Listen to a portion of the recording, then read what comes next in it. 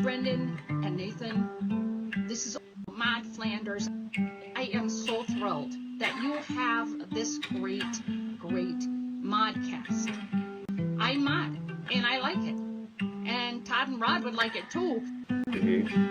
Exactly. Next month or the month after will be the 5-year Maudiversary. 5-year anniversary of starting season 12. Yes, exactly. It's like we're the Simpsons. Exactly, and we'll never stop. As you can see, though, I am Maude cording. Cold open today, Jeremy Eggs. Finally, we've come to the end, the final Maudecast Dregs. spin-off that I have on my list. We've been through the Ham spin-off. We've been through the Mum in the Jungle spin-off. We've been through the Laurie Goodman spin-off. But now we're finally at John Hamm's friend, Jeremy Eggs. We've been through the Ham spin-off. We've been through the Ham's wife spin-off. We've been through the Springfield Township spin-off, in which the neighbours are the Hams. What have we got this time? Well, look, it's Jeremy Eggs. And Rod and Todd would like it too. There was some sort of thing with Maggie not getting paid or whatever. The sketch begins with Kevin Bacon, John Hamm, and Jeremy Eggs standing on stage facing the audience. They are dressed in suave Hollywood attire, except Jeremy, who looks slightly off, wearing an oversized tuxedo and holding a single raw egg.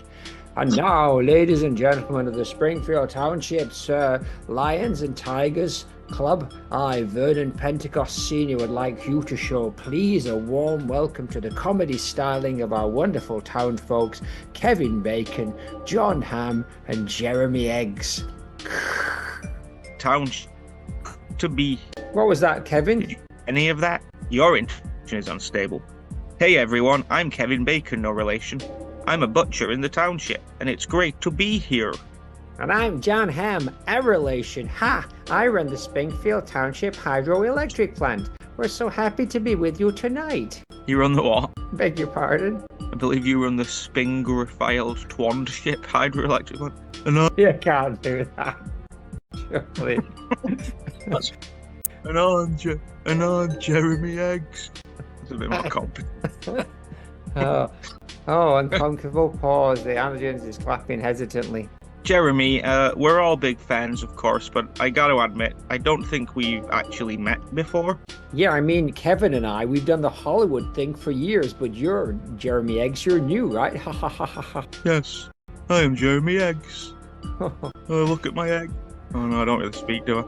Oh, look, he's raising his raw egg. Look how reverently he's gazing at it. Wait, were you in Footloose 2, Even Looser, Boogaloo? No. Oh, were you in Madness Men? I am always a madman. Right. Were you in anything? Yes. The Egg Heist. I never heard of it. Who else was in it? Just me. And the eggs. Ha ha ha, you have to put loads of laugh track over this entire thing, right? The Egg Monologue. Now, ladies and gentlemen, I, J. Vernon Pentecost Sr., prepare you for the Egg Monologue. You see, gentlemen, eggs are the perfect metaphor for life. They are fragile. They contain infinite potential, and they crack under pressure, much like Hollywood. Tumbleweeds. And Jeremy, what role did you play in this movie? He's no Amy Poehler and Tina Fey. I was the egg. Thunder sound effect for no reason.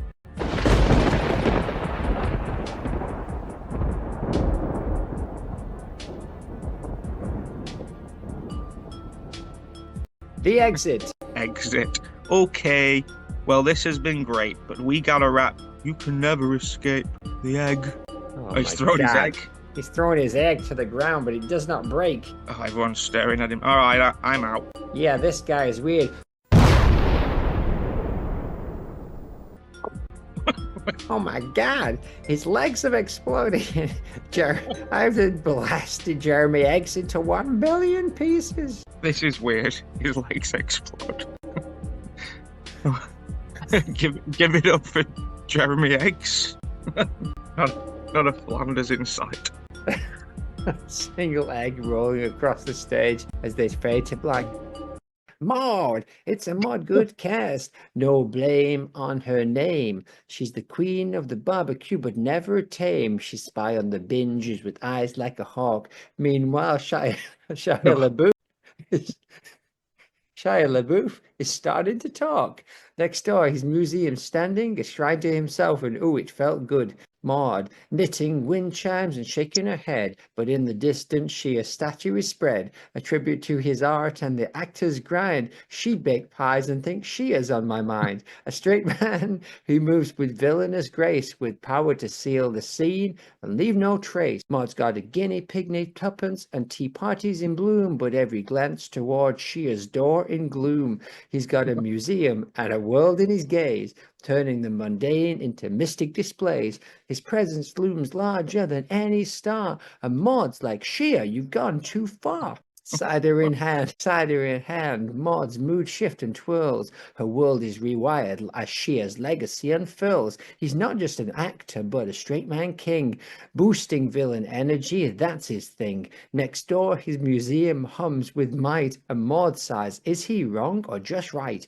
Every thread of her soul is woven with care, but still her thoughts linger with that man over there in Shia's museum, a chaotic delight filled with art and strange dark light. Maud Flanders is full in contemplation, her daydreams is filled with Shia's elevation, and then Maud's world shatters, she can't deny. Shia LaBeouf is the reason she might fly, a straight man with a boasty fleur, her influence strains the very air. Forget Ned and the barbecue bliss, Shia's rise is the thing that Maud can't resist. It's the Shia LaBeouf Internet something next door podcast, 1200 episode 462.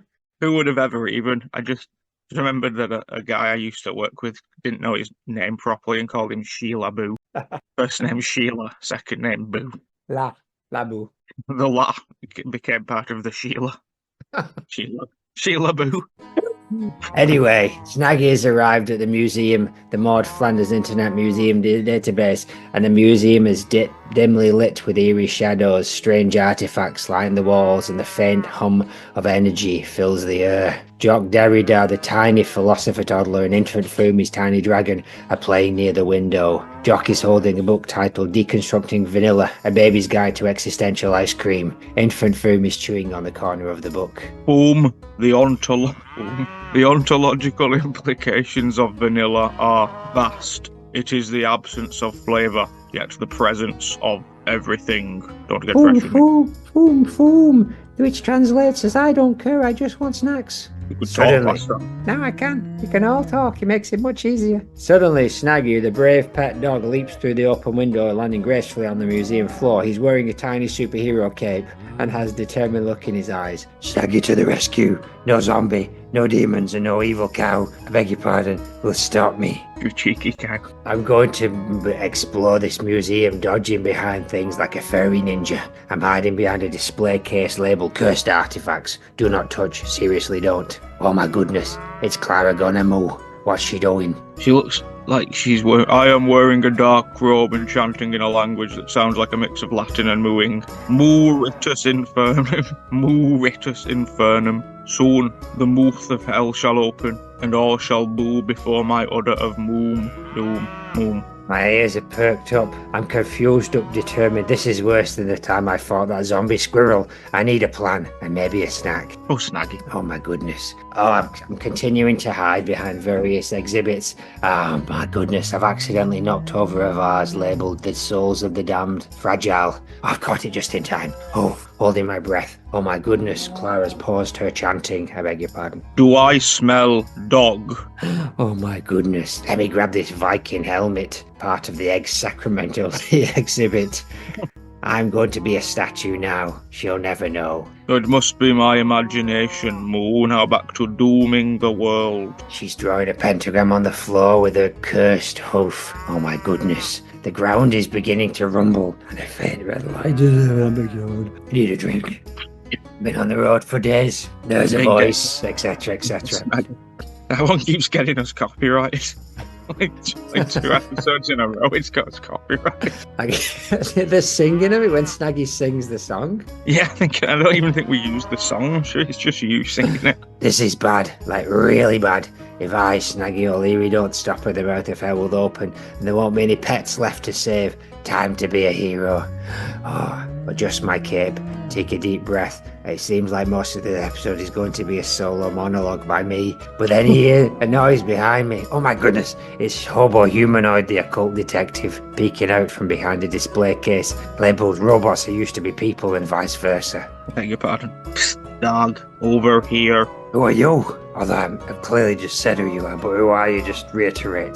For the sake of the audience. I'm the guy who's gonna help you stop that cow. But first, do you have any snacks? No. Well, let's team up. Some snaggy stacks. Do you think? Running around, robbing banks, all hopped up on goofy snaggy snacks. Is that what you're talking about? Soon the world will be mine. Moo ha ha ha. Oh, the scene has ended. No, it's not. Let's do this for pets. For snacks, we'll be on the edge of the scene, and nobody's ever done this before. We've gone past the edge of the scene and just carried on.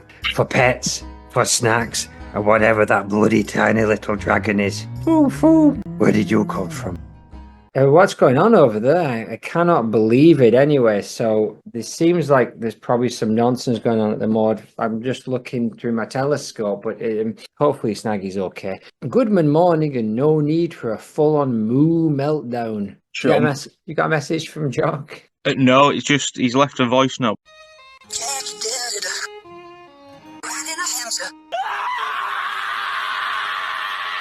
Coming to you to tell you what's what. All hail something.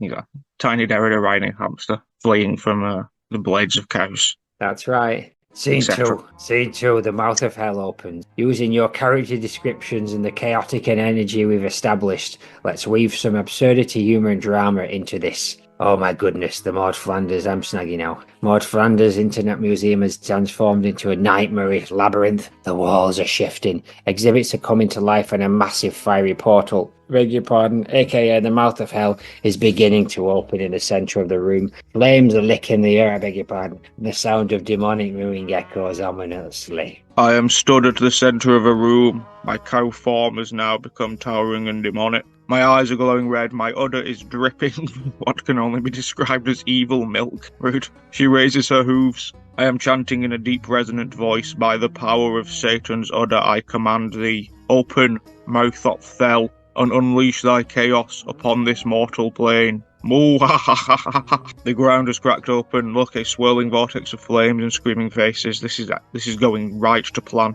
Demonic hands are clawing their way out of the portal. This is sick. Oh my goodness. Jack Derrida, the baby philosopher, is now floating in mid-air, surrounded by a dark aura, his tiny hands glowing with demonic energy. As he uses his hypnotized power, he's fallen under the power of Clara Gunnamoo to manipulate the museum's layout.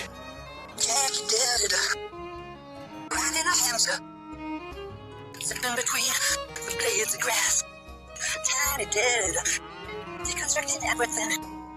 Coming to you to tell you what's what.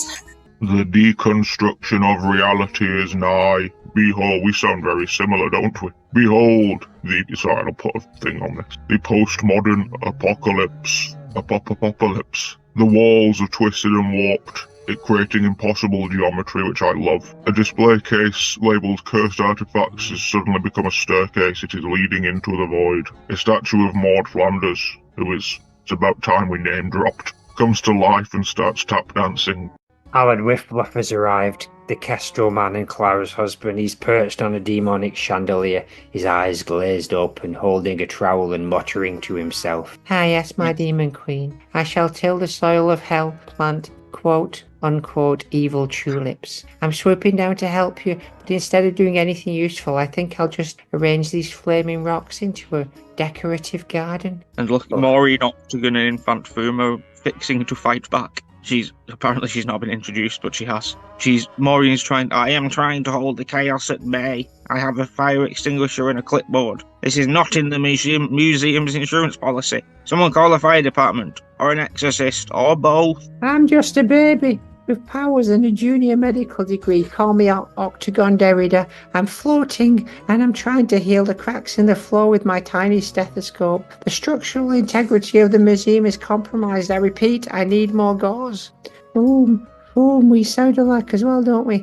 I'm flying around breathing tiny puffs of fire. Unfortunately, my fire is more like a lighter flame, and the demons are just laughing at me. Foom, foom, which translates to I'm doing my best, okay? Exactly. Oh shit, the new one. The new one's arrived. What's he got? A gift of bulging, burning flowers for Clara. Moo, ha, ewa. What's he saying? Yeah, well, I've never heard him speak before. He's just handing, oh my shit in hell. He's just handing the burning flowers to Clara. What's she saying? Moo. The new one is Kate can dance with me. No, he's disappeared. I don't know what that was about. Thanks for the flowers. They were dancing together for a moment, and then he's vanished back into the void. I need a plan. Oh my! I'm now behind another sentient exhibition, the history of doom, and I'm chewing on a squeaky toy shaped like a zombie. Okay, Snaggy, you've fought zombies, you've saved pets, and you've eaten a lot of bloody pies in your time, and you've even outsmarted, as we stated earlier, a demonic squirrel. But I can do this. But how? Oh,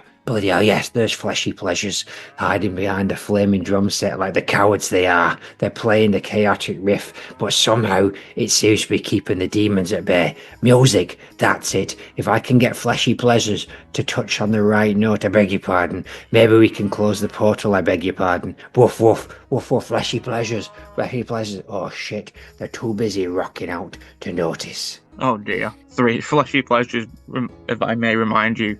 1 guy and 3 surviving members of Vanilla. The ones that Xenakis didn't murder in the WWP. The mouth of hell is now fully open and demons are pouring out. Oh, demons picked up analog fleshy calculator Dave. Instead to actually use him as a calculator for the first time ever.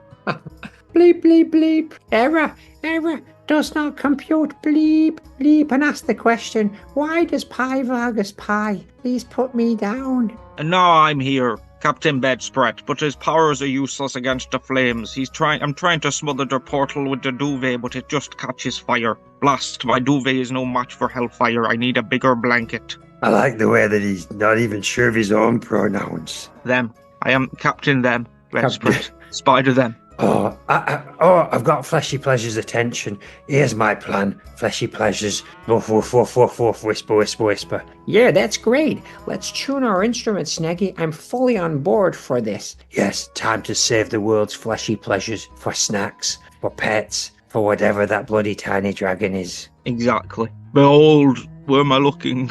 Behold, the dawn of it. The camera's panned to Clara. Me. I am now floating above the portal. My form is growing larger. Oh, behold the dawn of a Nedna, new era, an era of evil milk. Come on, man, let's rock. No way, no way. Oh my goodness, oh my goodness. I mean, I'm watching this from afar, and I'm glad that I've got the access to the cameras in the IMFDB, but I can barely believe what's happening over there. While I guess we are still in 1880s term peak. It's hard to say, isn't it? I think so. Are we doing sponsors? We're doing Modatorium, or do you want to do sponsors? I'm happy either way. I just thought you may have accidentally left it out.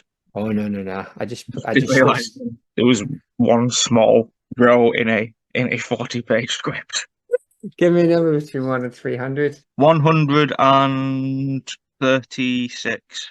Real world, Maude's mum and dad are the script writers John Swartzwelder, who created Maude, and Rich Moore and Phil Ortiz. Precisely. We did that very early on, didn't we? Had like a Maude's mum and dad's thing of people who were sort of influential in her creation, but obviously we only did it like twice. Very early on, as in episode 2. Yes, before all the cow stuff.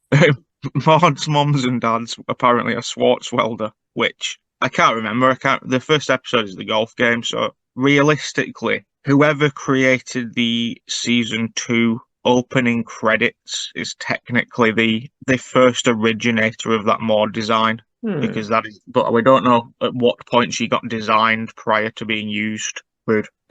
But she was very first. You saw her in the credits in season 2 prior to her first appearance. But in terms of personality, etc., the writer of that episode, the golf game episode, should really be given the title of Maude Parent. Let's find out. What's it called? What's that golf one called? Golf Ahoy. Dead Putting Dead Society. Putting Society, that's right. Thank you. Thanks for your input. It was written by Jeff Martin and directed by Rich Moore. Yeah, Rich Moore So got a that shout is- out, but not Jeff Martin, So they are the mother and father of Maude, technically. right? And Maude's Congratulations. got 2 dads. Exactly. How does she smell? Oh. Terrible. Clean. Well, enough of that. Anyway, the group has entered hell and they've gone into the portal to chase after Clara and all that nonsense. The environment is a mix of dimly lit corridors, fiery pits, and surreal landscapes with strange creatures lurking in the shadows. Oh, fleshy pleasures. Come on, play a song to close the portal. Oh shit. They hit the first chord. A demonic bolt of lightning has struck them, reducing them and their instruments to ash. We have been electrified. This is the end, my friends. This is the first and last line I've spoken in this podcast. Oh shit. The band has collapsed into a heap of glitter and smoke, leaving me, Snaggy, and all my friends to face this portal alone. Oh my Oh, goodness. Come on, team. Maureen, Octagon, Foam, Bedspread, whoever else. A real A-list of characters. This is like what Avengers 7 is going to be like. Yeah. Oh, Come on, She-Hulk. It's like it's Hawkeye's like 20-year-old friend. What? I'm just in my glasses. Hold I'm on, ready. hold on. My cape is fluttering in the hellish wind. Come on, team, this is it. We're going down there to save Clara's soul, kick Satan's butt, and close the portal. Who's with me? Oh, sorry. I'm adjusting my glasses now. I didn't sign up for this, but somebody has to keep you all in line.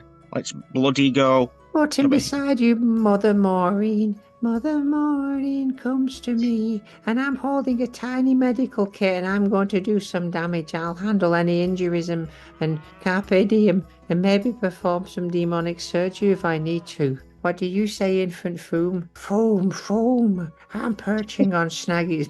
I'm going to sit on the back of this dog. Okay, I have no problem with that. It's a slightly presumptuous baby dragon, but I'm okay with it. Come on, let's go down through the swirling vortex of fire and shadows, and the corridors lined with shifting walls that seem to whisper my deepest fears. This place is worse than the time I got lost in a pet shop during a good zombie outbreak. Stay close, everyone. Can you stop talking about zombies all the time? Is that the only thing you've ever done? Shut up, dragon. Oh my goodness, who's this? Captain Bedspread, you were already with us. Where did you run off to? An ex-Sacramento Lee, the Viking chief, dishevelled and covered in soot, I beg your pardon. Snaggy, thank goodness you're here. My duvet is useless in this heat. But I'm brandishing a flaming ladle because I'm a Viking. I tried to fight the dragon with my cooking cooking skills, but they just laughed at my souffle. What are you talking about, Lee? We're heading to the source of the portal. Are you in? Absolutely. But first, does anyone have a spare blanket? And maybe a snack. Fighting demons works up an appetite. Whatever. Come on, let's stop fannying about and get to the main plot of this episode. Massive door, the Trials of the Damned. Oh, it's creaked open to reveal a series of challenges to test my greatest fear. Maureen, it says you're up first. Oh, this room has a series of challenges designed to test my greatest fears. It has paperwork and We've already disorganized said that. exhibits. It has paperwork and disorganized exhibits. You will never alphabetize the cursed artifacts. Oh, it's on. Nobody messes with my filing system. I've organized this room with terrifying efficiency. The trial has collapsed. I win. Maureen 1, Satan 0. Maureen, you did it. Hooray. High five. Now it's up to you, dear baby Octagon Derrida. Oh, I'm facing a giant malfunctioning calculator that's mocking my medical skills. Bleep, bleep. You're bearable as a doctor. Bleep, bleep. I heard that you buried a mint inside the placenta of an old man. I might be a baby, but I'm a doctor baby. I'm going to use my stethoscope to quote-unquote diagnose you. Oh, you've short-circuited. What a disaster. Oh, you did it, Octagon. You bloody only did it. You massacred that calculator with your stethoscope. Infant Will Ferrell Foom. is, Infant Will Foom. Ferrell is Doctor Baby. Infant Foom, you're up next. I'm facing a mountain of vanilla ice cream that I can't eat because it's on fire, but not melting. Foom, this is the worst day ever. Oh, a tiny puff of fire has somehow extinguished the flames. These tasks, to be honest, actually, Satan, are surprisingly easy. Saying this is your worst day ever, showing us how easy of a life you've had. Don't tell Satan that these are easy. He's probably been busy and not noticed. I'll be giving it to the U1 to make. He has. Look, the U1's watching over there and making notes. U1, these are rubbish. These are rubbish, U1. You're rubbish at comedy and you're fucking rubbish at making demonic traps. What have you got for me? A room full of zombies holding squeaky toys. Oh, they're taunting me. Oh, I'm terrified, U1. I'm bloody fucking terrified. I've faced worse. I faced worse when I got fucking garage for some Rizzlers. Bring it on. Come on. Anyway, I'll outsmart you zombies with this squeaky toy. You don't be friends with salad. Ooh, you don't be friends with salad. Ooh, Simpsons reference finally. Come on. There we go. There we go. All right, that's enough for that. It seems that was all the U1 had. He's run off. He's an absolute disgrace of a demon, isn't he, the U1? What a gomper. I am Alan Windfluffer, and I have transformed into a hawk, and I'm now allied with Osiris, the Egyptian god of the underworld, and I'm here to help you, Snaggy. I am no longer the Kestrel man, I am a harbinger of doom. Clara's fate was sealed by my design. Oh, I'm not here to help you. Alan, Christ. you're confusing me, because it did seem like you're on Clara's side. Alan, how could you? Clara loved you. Love is a weakness, chaos is eternal. Yeah, The hour of night is upon us. The balance at Thunderworld must be maintained. Osiris Windfluffer. I'm Osiris. Osiris Windfluffer. Big baby Jesus. BBJ. Anyway, enough of this. I'm losing track of how many bedspreads and Vikings and little dragons are with us in this group. It's going to be, I tell you what though, it's going to be a fucking brilliant picture. If you look at it right now, you're having a good old treat of what's going on. You one hiding behind rocks, and me Snaggy with a little cape on, and fucking Alan Windfluffer with his Osiris twin brother flying down. Probably got old dirty bastard's face or some shit. Anyway, we finally reached hell, a massive cavern filled with swirling stains, souls. There's Satan. Oh, there's the fucking U1 again. Welcome. You've got a bit of stamp in you. Welcome, fools. I'm going to get someone else to do this. Welcome, fools. Oh, Snaggy, you sound like you've got a bit of a stamp in you. You bunch of fat cows are just in time to witness the dawn of eternal darkness. Well, what brings you to my domain? And it better be at least a little bit about Maude Flanders from The Simpsons. She died, you know. Spoiler. Yeah, what he said. Also, can I get an autograph? I'm a big fan of your work, Snaggy. The U1, you love my work. I don't love your work. Oh. More like bloody hard work. Okay. This ends now for Clara. My pets, my eyes are blurring with determination, whatever that tiny dragon is. This ends now, Snaggy. Or my name isn't Philip Rochester, which it isn't. It's Satan. I've already said that. Anyway, back to you, Cockney Watchdog boys, watching from afar. I know you're watching me. Love ya. Snaggy, we'll keep our eye on you.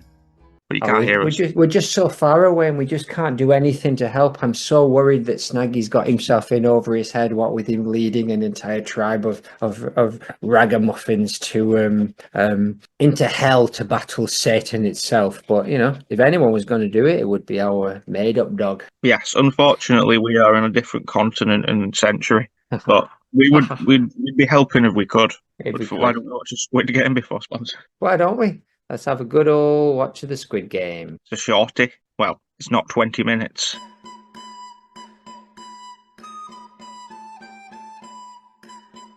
Modcast gonsig anti-su poncio ojinil gan lesui episode do 5 years sin jozil huan yong havnina. Gradually, I'm not getting a bastard word here, put the English dub on. Oh, come on, Lil, they don't even try. The subtitles are on. I don't give a rat's asshole. If the subtitles are on, I'm absolutely Johnny/mate. I can't be fucked reading shit. What's in it for me? Gradually poncho. If you do it, I'll grudgingly your poncho later. You've right pulled my poncho there, haven't you? Or you will. Bloody tortoises. You're all the same. As I was saying in Korean, but now English, I am Minjun Chul Poncho and gradually Abiyaji, etc., cousin Abiyaji. This week it's the penultimate episode. Can you even bloom inside and believe it? Well, I can. For this week's Maxi Challenge, or whatever we're calling it, Squiddy Hall, let's say, it's that big glass bridge that you gots for walk across. But here's the goop of the season. Underneath are literally for dozens of fandemonium lasses armed to the absolute teeters with t-shirt cannons chock-a-block with exploding tees. They will be aiming for the anti-sponsors and also the glass panels. You are each asked to pick a number between 1 and 16 off screen. That will be your going order. When the barrages begin, you must stand still. You may not run, like at the bads cost you might slip and two-out your neck up. The anti-sponsors have 10 minutes to make it across the bridge, and there will be 4 rounds of exploding T-barrages. Good luck and don't Minjun chull it up. And now, here's something for the guys. Yerg, finally. Let's hear it for Fandemonium. Hey, racing fans! Who wants a free t-shirt? Barrage number 1 incoming. It seems the contestants couldn't hack the bridge from the off.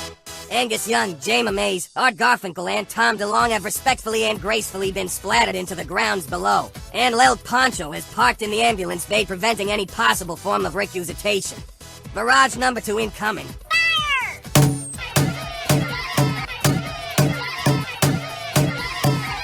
The Queen Divas have become Queen Diva Angels, as Kanako Ito and Britney Spears have also face-punched the cement due to exploding tea-based incidents. Rest in pieces, beaches. Sorry, that was discourteous. Barrage number 3 incoming.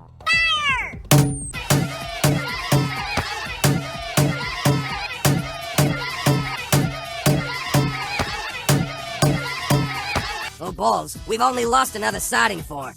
As the panels break under their feet and the barrage of exploding tees fills the air like a swarm of exploding smeared Marge face bees. It's curtains for Sharon Selby. The spa day is over for good for Ashley Fink. There will be number 42nd song for Robert Johnson, and the mystery of who the heck Perrywood from the Crown Oneness dies with them.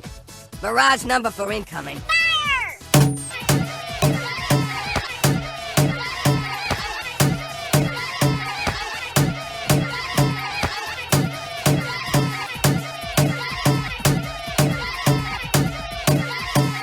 The final barrage, and only 6 of the 16 anti-sponsors who came into this challenge are still alive. This final barrage takes out to more players before the final hurdle. It doesn't matter how worn out her shoes are or what time she comes, because La Bafana has been her last naughty and given that the Ascension room that came to be is controlling all aspects of reality in here. Our girl can't fly out of it. She is smooshed, and also Paul Rudd.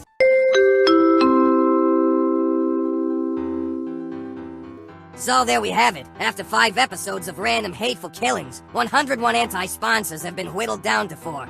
And those from Ween, it's Kramer from Ween, absolute garbage boy example, enemy of Wigan, boo everybody at home, boo example. Boo, what a preak. From the Boston Pops Orchestra, Rachel Fagerberg. And lastly, the very, very old but somehow sprightly and diligent enough to make it this far, Ola Whitlock, better known as Brubeck wife. One more Squid Mod game thing stands in your way. And no, it's not right your own Johnny verse to read you wrote you. You'll see what it is next week. For now, bury your dead and you'll each receive a glass of sugar-free squash and a boiled egg. And to you audience, get a grip, loser. I am Minjun Chul Poncho and I hope your nightest has been the shyest pal. May I have your bailed attention please? Layer 1 and this young AC/DC. Layer 23 Kanako Ito Scott Symphony Orchestra. And it's still game. Layer 32 Tom DeLong Blink 1084. Player 40 Jamie Mays Bleed. Player 49 Art Garfunkel Mrs. Clue. Player 62 Poland by accident Distic. Player 76 Sharon Selby Manila. Player 81 Barry with the Crown Oneness. Whoever the hell that is. Player 89 Ashley Fink, AK Spot, they think he sacked out his spite. Player 91 one Britney Spears icon, no other words will be heard. Player 96, let me find I see above, but also Italian Christmas witch. And player 100, Robert Johnson, 41 songwriter, have been absolutely and utterly battered into the cement. And all of the bodies and limbs and insides have exploded on the floor because it was a massive folly by gum. We'll see you next week. Insert ominous slow. Yeah.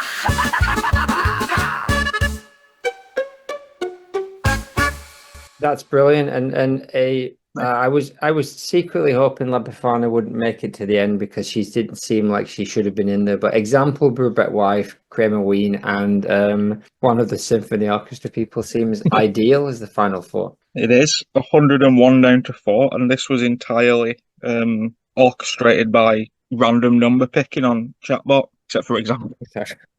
So did you cheat to get example in the last 4? I believe I did, just because he deserves punishment. I don't know anything about example. I really I've never heard of him at all. All I really know about him is he looks like Tony Hayes from Alan Partridge. It's ironic that given that he's an example of something that we didn't know of his idea or anything about him. Exactly. I just know he doesn't like Wigan. He looks like Tony Hayes. Sponsor. As you know, the Shia LaBeouf the SLBF DB is open next door to the Maud Flanders Museum and Hotcake Restaurants, where Mary Lloyd is the Night Wassailor Watch Horse, Manticore Cockney Watch Horse. What a long name till end. So let's have a listen. Precisely. Let's have a listen to the advertisement that they've made for it. Gus, treasure hunters. Wait! Don't!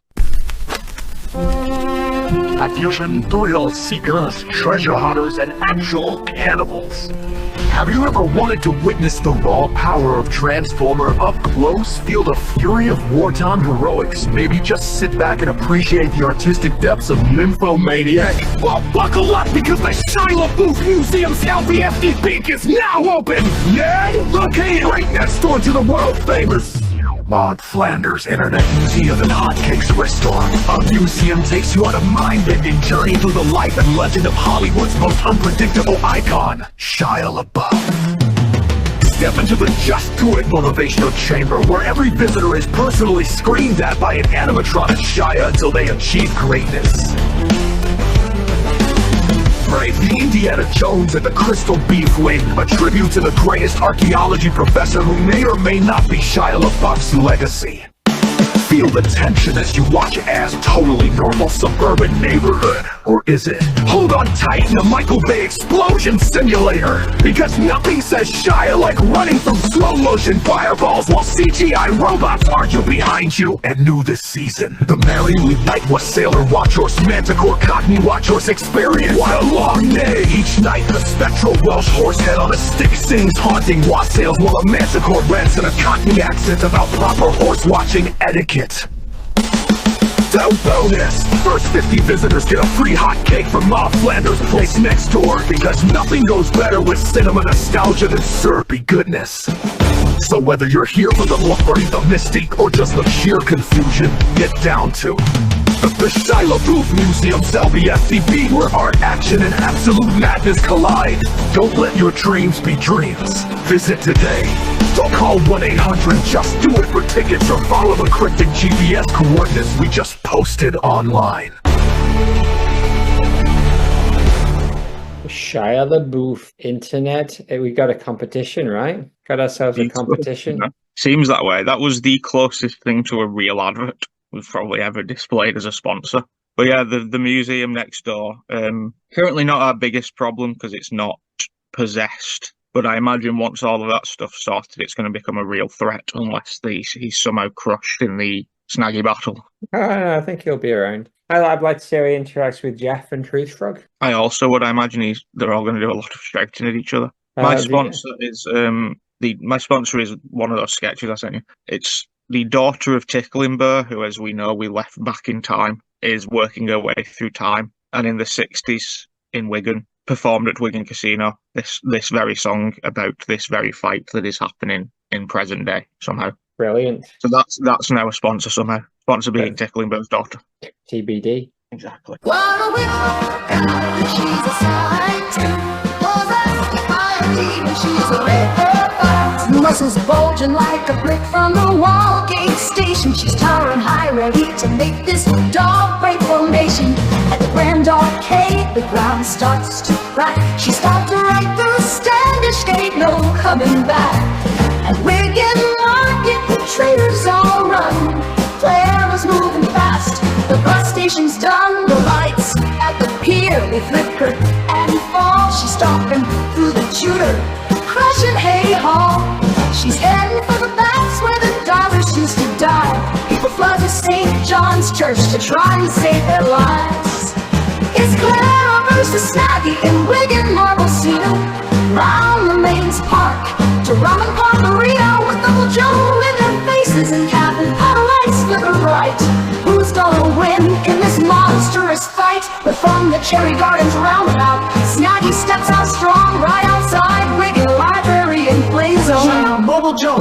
From Wigan Wallgate to the old hotel where Kieran worked, he's coming to stop her silly demon-possessed jerk. Past the college building, round him like a rocket, he's barking loud, he's the great defender of the rocket. The Bridgewater Canal's been turned to the side. Now that golden Sphinx has nowhere to hide. Down past the galleries, through the old music rooms where little is now. He's gonna batter that silly cow.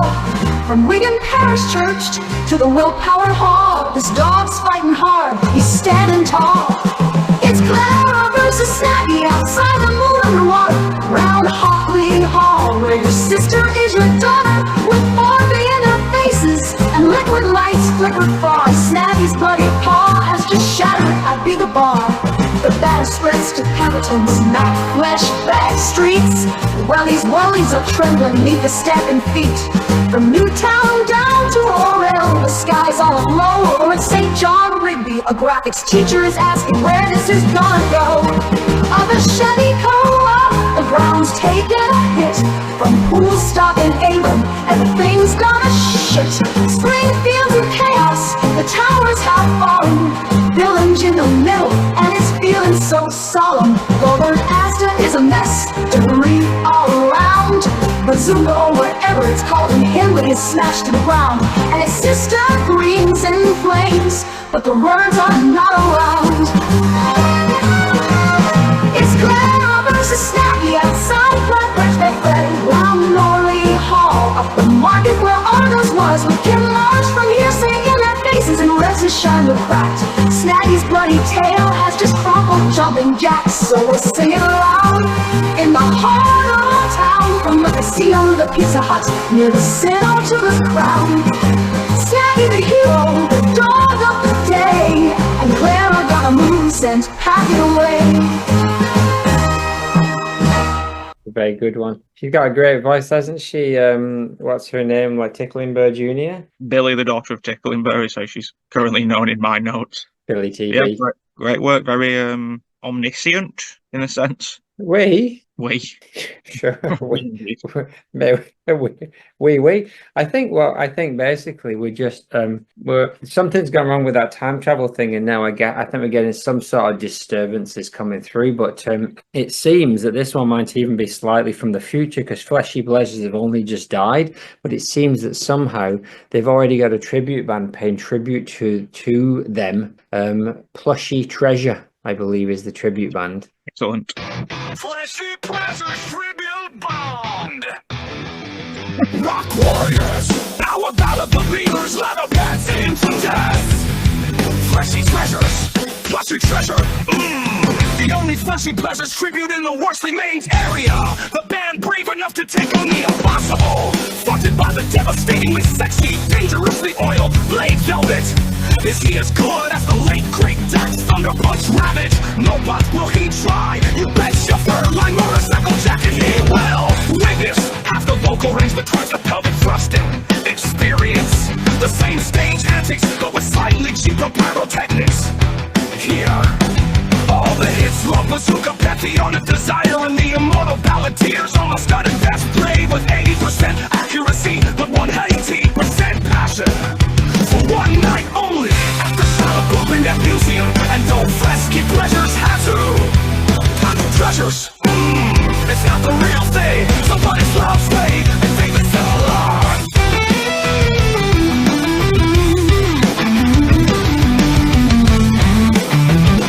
The it's not the real thing. But it's loud, sweaty, and vaguely similar. Double speed. The child boy here, Nick Newsom. Now database takes no responsibility for mating, gouging, and the loss of eyebrows. Stay away from that stadium wall. Flashy treasure! Flashy treasures, brilliant. Beautiful. I've decided to double down on this song sponsor thing. I usually only do one, but I'm just going to let you play the H.L. Road song from that album. Bonus. You are. Is it me that buys you pugs? Am I who you think about in Peru? When the lights are dim and your hands are shaking as you're sliding off your long houndstooth coat, and then think of what you did and how I hope to God Zone's labor was worth it. When the lights are dim and your box is racing as your fingers touch his limited attention slammer. I've got more wit and hotter tits, a wire selection of points, a better fucking houndstooth coat than any other angel ever meet. Sweetie, you had me. Girl, how was it? Look past the current Albertson voiceover work, a better love deserving of the changing alone. It did the diddly opinions in the passenger seat. No, no, no, you know it will always just be me. Let's get these H.R.s beating faster, faster. So testosterone H.O.s and Harlequin rears.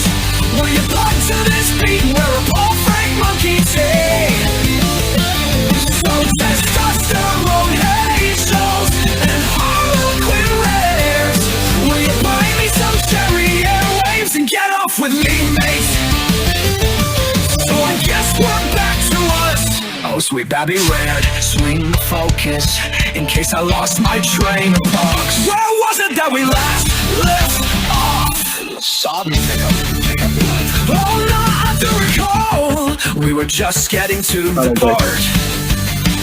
Howdy. Stamp with the bottoms. Cluttered, damp, scented cupboard. A stamp interlude in the MFIMDB Hellmouth. In the corner of his room is a smashed up iPad with glitching Tappy's ult failed to load screen. He's in his battered, I beg your pardon, recline, I beg your pardon, holding a rotary phone with a cord that has been repaired with sticky tape. Slippered feet rest on a newspaper from 1987. The kettle whistles ominously in the David Bowie background. Right, opera wife, this is a sketch now. Before that was the intro, but it's the same me. Right, opera wife, I've had it with your nonsense. Custody stays with me. I've got him a nice perch back twinder me, and he's learning some proper northern phrases. Say some at custody. It's reeked grim up north. See, progress. He's a proper Wigan and all, lad. He's not living in some fancy Fonzarello house, opera house,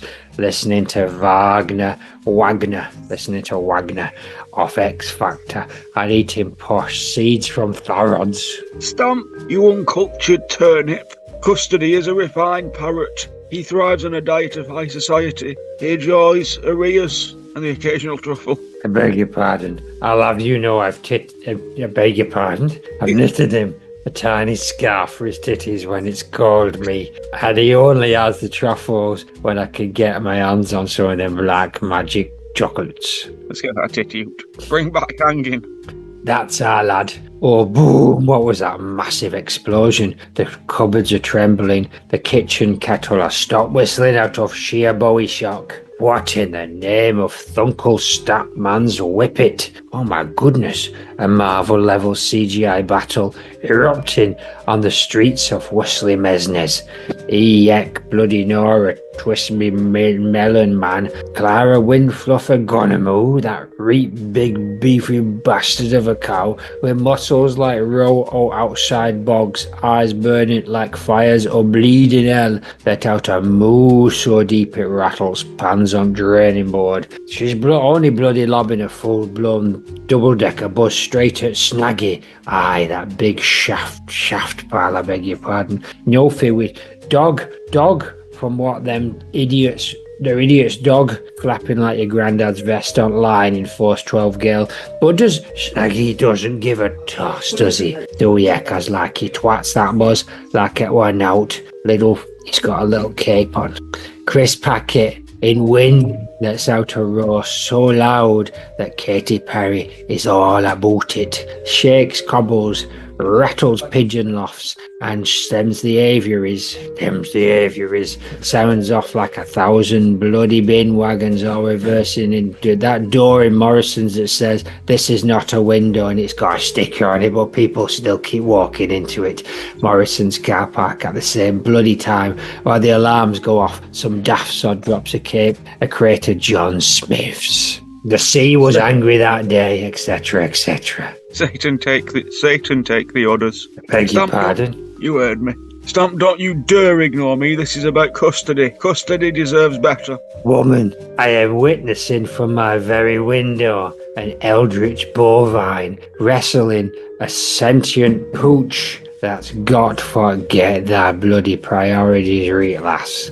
Oh, bloody hell, it's warming up now. Opera wife, arse biscuits, golden balls, beg your pardon, Clara Winfluff of Gonamoo. She's let out a roar so bastard loud it shakes the slates off your mum's extension, I beg your pardon. Then she goes full on Demi Moore and blasts a great big sudden energy blast straight out of her snozzer. I like fire breathing but with sinusitis. But Snaggy's too bloody quick for that shite. He ducks, he rolls, top one, nice one, get sorted, whoop, whips the big shaggy tall round like a furry tornado. Ebony's the good leading light on the scene, know what I mean? Sorted. He created a vibe, he takes you for a ride as if it's by design. Your party ignites like it's coming alive. He takes you to the top, shakes you all around and back down, you know, when he comes to town. Smooth as a groove when he knocks in the groove, knocks into your life with a cheery hello. Clara is smacked so hard she goes flying straight through the bleeding air and crashes right into Greg's. Steak, pancakes and vegan sausage rolls everywhere. Don't look in the freezer, they just restocked the steak Bex already. Bastard said that. I knew him so well.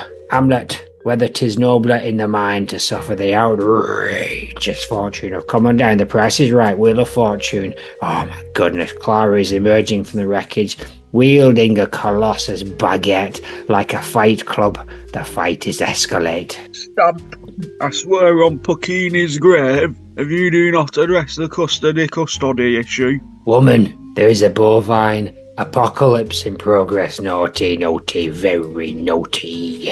We'll settle, give her some will-sought custodies.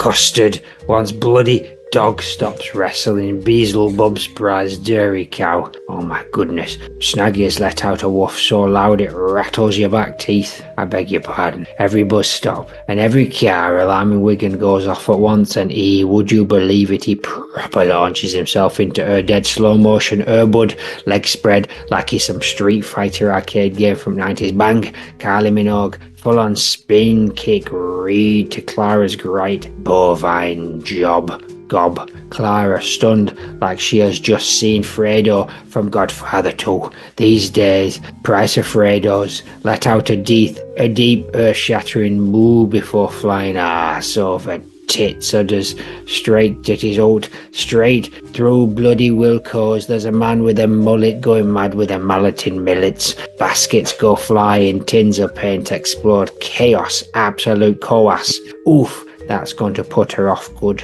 Hell is real. That's right, Custard.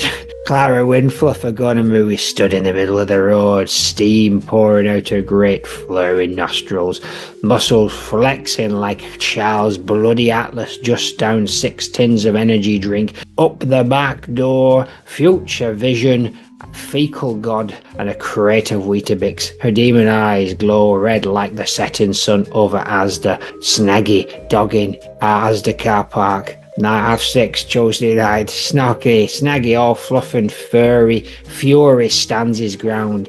His scarf looking like a majestic despite I'm having it. Just wrestled a cow possessed by the forces of darkness.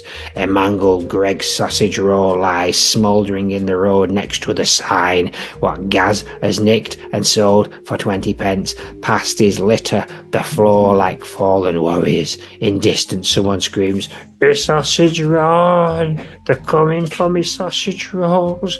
Without warning, Clara lets out a guttural unholy moo and with one colossus vein popping, I beg your pardon, effort, she rips up Norman Lamont, Chancellor of the Exchequer 1986, and a lamppost, and swings it like a medieval battering ram straight at Snaggy. Snaggy, clever bugger that he is, ducks just in time, duck duck goose. A lamppost instead takes out a row of traffic cones and some poor sod's Mark II Ford Fiesta setting off the alarm in a panic beep beep beep. All the windows are covered with sellotape and Snaggy retaliates with a powerful whirling tail attack, sending loose cobbles and pasties flying everywhere, knocking Clara back into what used to be Iceland, but now is just a rubble and disappointment where your mam's gone.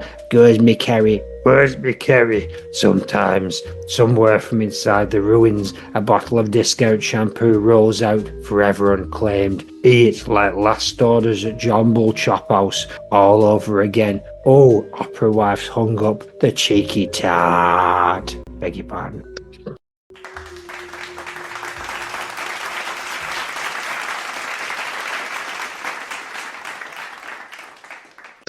What a stampologue. What a stampologue. Do we have any context for this content that is now appeared? This content has now appeared indeed. No, it is. Actually, yes. This is a collection of video game Maudeys, specifically from the Simpsons video games. I haven't checked the remainder of the games from Culture. I beg your pardon. However, she barely makes it. Spoilers, because if they're barely paying Roswell for the show, they ain't going to be paying her for no games. Oh, yeah. She's not making any voice appearances there, for sure. No, and she does not make any visual appearances either. Spoilers. But we did all... I will clarify that we already looked at Virtual Springfield a long time ago. A game that she was, in fact, heard in. Did we look at that game? Yes, we did many moons ago. Very good. Maybe like season 3 of the Maudecast. Indeed. Indubitably. And of course, Tappy Zoop. Outside of that, this is what we got. That's good enough. Clip one. It is. Simpsons Road Rage 2011. Bart and the Blue-Arsed Flies versus Mr. Plow 6. I'm just joking. Simpsons Road Rage 2011. There is a blue car semi-submerged in the river. Neddy's head is popping over the top of the top-down car. I'm coming to join you, says Maude, in a reference to Moe's line, maybe, as he crashes headfirst into a building with seemingly no ill effect whatsoever. Beautiful, just a few discrepancies. She does not say, I'm coming to join you. He says, I'm coming to join you, Maude. Yeah, I got that. That's what I said. That is incorrect.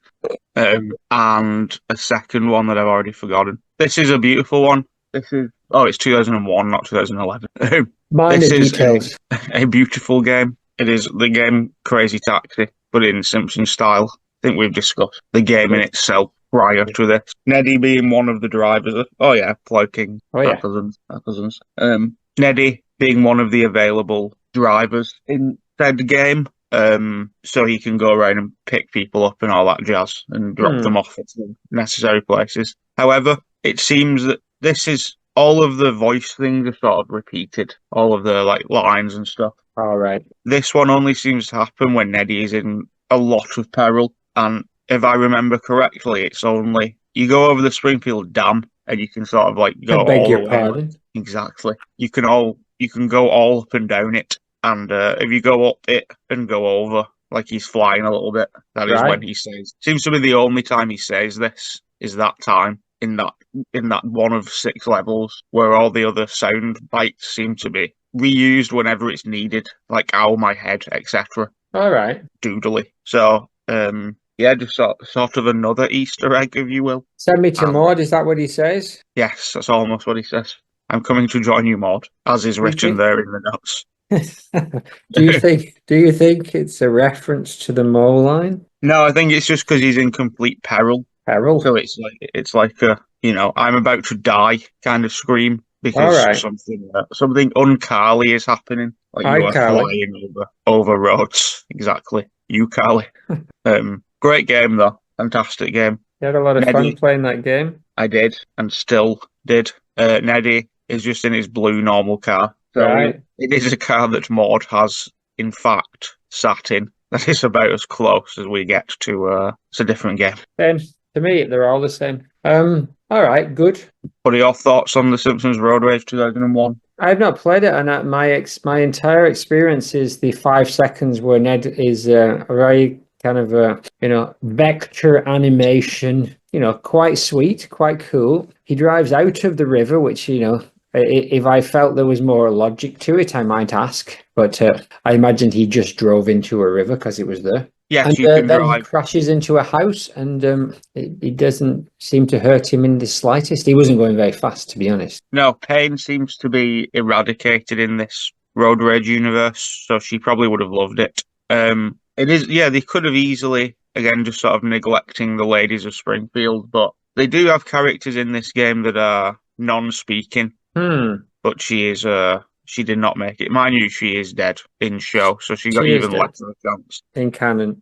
And this game, 2001, Maude died 2000, so a very quick off the bat reference, to be honest. Even the bongos took about 7 or 8 months to catch up. So Yeah, you got to assume that this was actually in production when the fateful day went down. He was probably halfway through recording her lines for Helen and Maude and Luann for this game. They just came in and did that thing where you put your hand across your neck in like a slicing motion. I think so. I imagine that's exactly how it went down. Murdoch and 2 very burly men. Burly everyone, to be honest. Exactly. Surly Duff. So yeah, Road Rage, and then you can tell me a little bit about the differences between that and Hit and Run, because clip 2, the Multi Audio, the Sumps Hit and Run. Homer is driving, and now he needs to find a stupid picture of his stupid Flanders family, and also Rod's inhaler. And I ask, is this Maude that he drives past? Is that the reference? Because oh no, I know what the reference is. There's a tiny picture of the Flanders floating, isn't there? That was it. Yeah. Yes, when I look, it said that her appearances stretched to Hit and Run, and as a frequenter of that game, even more so than Road Rage, I already knew that was not true. So I decided to have a look, and this is what they meant. So it does technically count. You can see her in the game. It's just that this quality video is not good. But no, that is not supposed to be her. That is just a stock woman. Hit and Run did Hit and Run is the GTA one, which I think I've said before. So there's a lot of like people just walking about, NPCs, if you will. Is it an over 18s game? It is not, as it is a Simpsons game. It's not the Simpsons. That you can't, like, people don't get murdered that often. No, there's no murder. Everybody seems to be fine. Like Tommy Chloe was murdered, right? Yeah, yes, but not in this game. Unless you got the DLC level. No, you can sort of Homer could get out of the car now and just kick this woman around, but she would never indicate that she was feeling pain. All right. She'd just sort of that doesn't make it okay, does it? No, flap her arms around comically and get back up, as you can do with every character. But a lot of them, just because they wanted, it's easier to reuse models and stuff, isn't it, and not have specific characters. Models are expensive, like supermodels. Yes, exactly. Pamela Anderson. There's a name. She is definitely one of the top supermodels. She is. Cindy Chandler. In relation to this, she is unrelated. No, you could kick people around and stuff, but again, she's already dead, so there's no way she's making it into any of this stuff. Is that the message we want to give to children, that it's okay to kick people around? I think it's because humans feel no pain. In this context, it is exactly the same as the other video games, only milder. No weaponry. You simply use your arms and legs to beat people, or your car. How quaint. You can blow. I believe we saw a brief example of it, our cousins in the Ploy King cast, when Smithers' car exploded, and he simply just sort of rolled out of it comically and said, ow. That is all that happens, really. There's no permanent damage. But if you kick 3 people and the police come after you and charge you, well, they should. It is taught within the game that, you're going to be more successful in this game if you stop kicking strangers. Because every time you do, we're going to chase you. Yeah, every time we do, we're going to chase you. We're going to take some of your money off you. Oh, is that how it works there? So humans feel no pain, and the police punish you by taking your cash away. It's like Bad Lieutenant. Exactly. It's just like Top Gun 2, or whatever you said. Clip 3. He needs to find a turgid picture of Flanders and his stupid family, which he does. Oh, yeah. Sorry, that was still clip 2, yeah. She's just in that little picture. floating around. Not She is, 3D, isn't just a bog standard regular 2D picture of the family Yeah. in That's this 3D rendered world. So no Rod, no Todd, no Maud. no Rod, no Todd, no Maud. But next, clip 3, The Simpsons game 2007. Lisa is wandering around a garden and comes across this big sign that says it's just a big circle with a cross on it and the name Maud Flanders written in cursive across it, like really big. Like this thing must be like 9 or 10 feet tall. Yeah, the hell is it? And then Bartman's flying around, and I love these sweet characters, random YouTuber says. Oh, they always kill off the sweet characters, random YouTuber says. Yes, the YouTuber who put this together seemed to also quite like Maud, which is nice. What an unexpected journey that turned out to be. Very good. Whatever So the hell Veek is. What's the deal here? What's the deal with Airline Food? What's the deal with this this Maud Flanders thing? Because it's not canon, t-shirt or otherwise. No, it is not, but it's great. They brought this game out roughly the same time as the movie, so it's sort of very celebratory of The Simpsons, as opposed to the other games, which were just, like themed around a game that already existed. So this is the first this one is just called The Simpsons game, and it is, as far as I know, it's the only one with like an original story. The hit and run has obviously like stories and missions and stuff. Yeah. But the entire concept is Grand Theft Auto. Whereas this is just the concept of a video game. So you play through like the first 4 or 5 levels, and they kind of just discover they're in a video game. Right. My Groening's the bad guys. Yeah, we looked at the Groening. I knew we'd looked at it somewhere down the line. Extensively talked about this, but at that point did not mention Maud Flanders, or this revelation that somewhere in Springfield, or at least this Springfield, there is a big old ugly looking circle with her name written on it. Yes, I'll provide even more context for you. It's not Springfield, it is heaven. This level takes place in heaven. How is that even possible? It is a video game. So from like once they find out they're in a game, the levels get wacky, so they start going into like other games. And then we also looked at it with Poochie a very, very long time ago. They did like a Grand Theft Scratchy thing. Nice. That episode's approaching double figures. Also hit and run. Big 10-0. So this level, they've gone to see God for whatever reason. Can't remember. Right. I think just answers possibly. And they've for some reason build a stairway to heaven to get to heaven, as opposed to just death. All right. So I remember in real time playing this and going to heaven, and given the extensive amount of characters that already appeared, yes, all that glitters was gold. An extensive roster of characters throughout this game. So when we got to heaven, I distinctly remember thinking, she better be here. And she almost was. So there's a row of houses basically, and they've got like names outside. I think Lincoln or something like, and one of them is Maud's house. So this this house that Lisa sort of runs around here and jumps on top of is implied to be the home of Maud Flanders in heaven, and this is the sign that has inside. This is kind of just her post box in a way. Makes no sense. There's no room for letters. No, how does she smell? And the houses, all of the houses look exactly the same as well. There's no sort of indication that, any internal decoration, etc., is not visible. And there's no windows. But it's very likely that she's just sat in there, avoiding the family. So this is the closest in this episode we've got to her being in the room, which is good. She is in a room, but it's just not the room we're looking at. I think... No. She's probably livid that she's died and all that stuff's gone on. And now the kids from next door are just jumping on her house, but she's in heaven. So she's not even coming. She's too dead for that. She's not even coming out of the door. There's parts of this I cannot get on board with. Maud's house in heaven having no windows. I'm sorry, not acceptable. Maud just having a big thing in her garden saying Maud Flanders. I don't think so. Maud not being able to decorate her own house. Maud having a nice big garden in heaven. No. Maud having a nice big garden in heaven, yes, 100%. And she'd be like setting up the beds and everything ready for when the rest of her family bites the big one. Yeah. I'll challenge you on a few. We don't know that the inside of her house has not been decorated. We just cannot see that. We just know that the outside of her house looks identical to the other houses in this particular patch of heaven.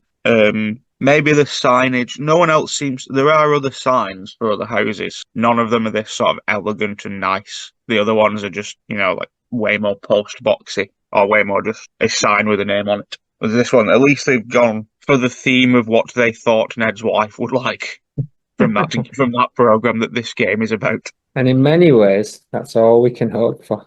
Precisely, and also given that it's heaven and a non-liminal space, I imagine once you go in the house, it's very like TARDIS-y and super big inside, huge house, and Huge the windows house. are probably like fake, like in Resident Evil, to make them not feel like they're underground. Oh yeah, but she's not underground. She's in heaven, where the brightest of lights exist. She's overground, super overground, Underground, wombling free. exactly. But I'll go on record and say, great game. Great game. GG. So would you say that these three, Hit and Run, Road Rage, and the Simpsons game, are the best three? Yes, I'd go one step further and say they're the only three. No, They're not. You read a list of like 40 odd games. Yeah. No, these are definitively the best three, and also the most effort has gone into these.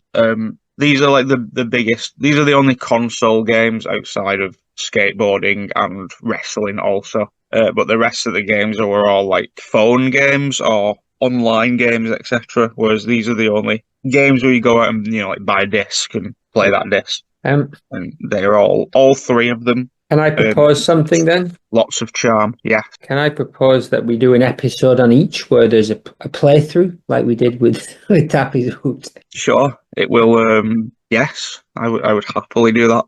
We can do it with all three actually. Yeah, because it's not a tablet, so it should be easy enough to do, right? Yeah, I just have to record my television. Won't do anything. It's an inanimate object. Exactly. All right. Nothing to say to that. For Maude Media, whatever the hell this is. So this is the game, and I'm guessing that you don't even know what it is. No. Some really clunky, like Mr. Chip from Catchphrase style games, with a generic robber running for his life. He runs past the South Park people and the Quickie Mart, which is being kemming and skemming, and into a house past Ned Flanders, into whose Flanders' house. He goes up the clunky stairs and sees and then sees Todd jumping up and down on the bed and has scored 66/171. And then he drops down behind the bed into like a netherworld, and there's a secret room, and you found Maude the ghost, is what we are told. And yeah, there's several pictures of Maude Flanders' ghost, and then at some point it like zooms in on itself and just fills the screen under it. It's very clunky and very like there used to be a TV show on I think BBC Two when I was a kid, and they were like bespoke games that they made to have kids play against each other, but they were really clunky. They obviously hadn't spent much time on them, so they weren't like even the level of like arcade games like Double Dragon and all that stuff. And it's like one of those. It's a really clunky. It's almost bordering on edutainment. Imagine that this kind of thing that people at school would get excited about playing because it's so lame. Yes and no. I imagine this is. I have absolutely no frame of reference for what this is, to be honest. I know that when the last panel was removed, it turned out he was simply charming the snake. I like that. I don't know what game it is. I thought it was something Minecraft adjacent, to be honest, like maybe a cheap knockoff of that. Is that Roblox thing? Probably something along those lines. Where it seems like somebody has built this area you're looking around. Oh yeah, and again clunky, but clunky. As this Maude-cast celebrates, does not mean not worth looking at. And the only thing, I don't even know, I think I just typed in Maude Flanders games. Right. And thought, why not put it in? No, indeed. And also, you're saying she's a ghost, but it says ghost, so she could be anything. Does it say you found Maude the ghost? It does indeed say you found Maude the ghost. Maude the ghost. The thing I do like about this, though, is that she is in a little hidden room under the house, as if she's like living in the walls because she's a ghost, or like all the toads in Mario. So that's quite nice. Here's my question: is she below the house, or is it like doesn't he just go through the wall at the back of like Todd's room? Yeah, she's sort of. I imagine it to represent being like in the bits between the brick and the wallpaper, whatever goes on in that middle bit. Oh yeah. Usually you've got like wood and stuff, haven't you? Exactly. Insula- Where the insulation goes. She's hiding with the insulation. Yes, she's with the insulation now. So that's what I thought this was going for. I may be wrong though, but if that is what they were going for, I do like it that they've implied that she lives within the walls of the Flanders house now. Like Right. that boy in The Boy. What's that film called? The Boy. There's no film called The Boy. That would be too simple. It'd be calling a film Human. Yes, Dancer. Maud Flanders Ghost. Exactly. The Simpsons Virtual Springfield game, 1987. Yes, that's something we discussed about 25 minutes ago. Oh, is that what that was? Yes. No, you just call it the Simpsons game, not Virtual Springfield. No. Like the start of this episode, I said that we'd already covered this in like season 3 of the Modcast. I don't know if that's... You expressed surprise at that. I don't know if that's true. I believe the episode of the Modcast is called Virtual Mod. Well, the titles don't always give you much of an indication, so... Not on this show. That's the end of all the clips. Zoom in on self, and that's all she wrote. So that's all of Maud's many, many appearances in those video games. Yeah, that's all she got. That is definitely all she wrote. She came out of it better than you'd think, that there wasn't nothing. But that does not mean that it was good.